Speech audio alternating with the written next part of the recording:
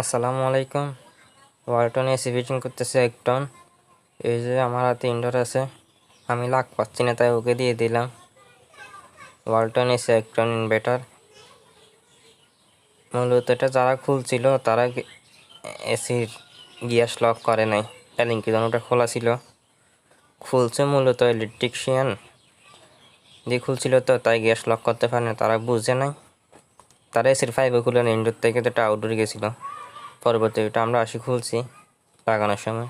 এই যে আউটডোর নামাচ্ছে আমাদের রকি ভাই ছাদ থেকে একা একা। আমি বাইর থেকে ভিডিও করতেছি, অ্যাঙ্গেল লাগাইছি যখন, তখন ভিডিও করতে পারি নাই।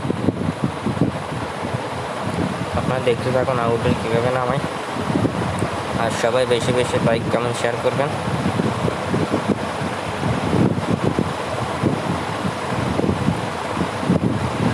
এটা ফিটিং করছিলাম কর্নেলহাট ফরচেন্ট আবাসিক এলাকার মধ্যে। 2টো এসি ফিটিং করছিলাম, একটাই ভিডিও করছি। এই যে দেখুন আউটডোর নামাইতেছে।